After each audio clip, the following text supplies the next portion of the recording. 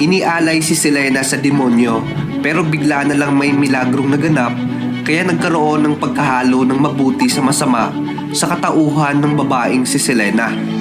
Kaya ating alamin ang naging buhay niya sa lugar ng Land of Dawn. Pero bago ang lahat mga kamarbs, kung bago ka pa lang sa channel ko, huwag kalimutang i-click ang subscribe button at i-hit ang notification bell para maging updated ka sa bagong upload natin. Come to the dark abyss and I will lead you to victory.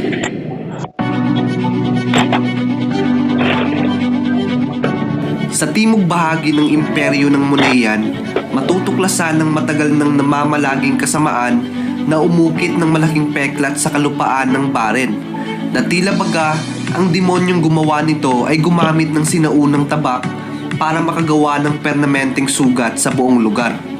Marami sa mga tao na tinawag itong Shadow Abyss. Nakatago ang mga ito sa kailaliman, lalo na ang kanilang nakakakilabot na pinuno na kilala sa tawag na Abyss Dominator. Habang tumatagal, ang selyong inilagay rito ay unti-unti nang kumukupas. Kasabay rin nito ang paglakas ng kapangyarihan ng kasamaan. Ang mga demonyo sa kilaliman ay walang sawang gumagawa ng mga hakbang para mapalakas pa ang kapangyarihan ng kasamaan. Nagpapakalat pa sila ng mga kasinungalingan para mapaniwala nila ang mga tao at gumawa ang mga ito ng alay o sakripisyo para lamang sa kanilang masamang hangarin. Marami naman ang sumasagawa nito at lahat ng mga nakukuha nila ay inaalay nila ito sa demonyo na isang halimaw na nabuo sa purong maitim na enerhiya.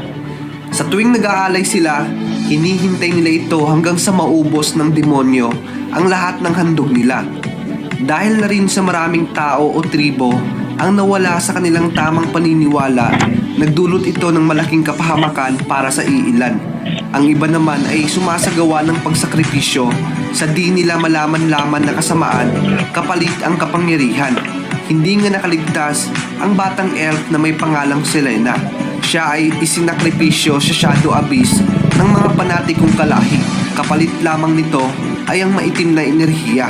At dahil na rin sa paborito ng kadiliman ang mga dark elf, agad na inalok si Selena sa demonyo. Mabilis na sinunggaban ng kadiliman ang batang si Selena na para bang ito'y gutom.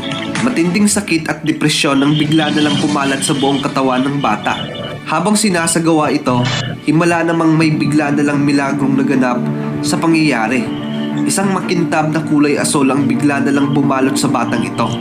Dahil sa pangyayari, nagkaroon ng pagtatalo sa loob ng katawan ng bata, na kung saan ang misteryosong kapangyarihan at ang maitim na kapangyarihan na galing sa demonyo ay nagkaroon ng labanan sa loob ng katawan ni Selena.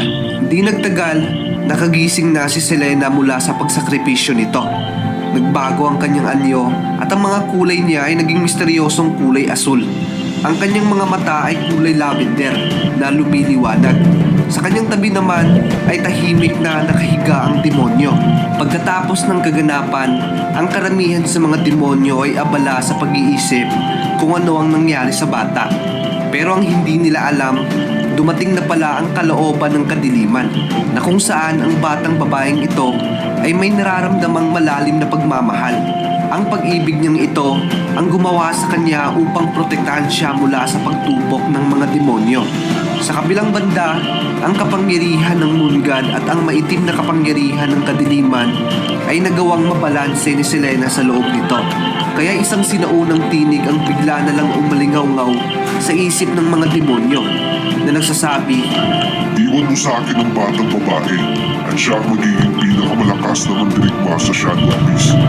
Matapos marinig ng mga demonyo, mabilis nilang sinunod ang tinig at iniwan ang lugar.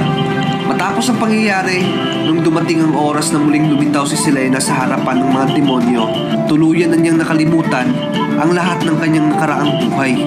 Nalaman-laman ni Selena na may kakayahan na siyang manipulahin ng kadiliman para mapalabas pa nito ang kakayahan niya sa maitim na mahika. Isa ng ganap na demonyo si Selena na kayang pumulit ng mga kaaway. Hinirang siya ng Abyss bilang isang tinig at ginampanan sa kanya ang tungkulin na pamunuan ng karamihan sa demonyo. Dahil sa ibinigay na tungkulin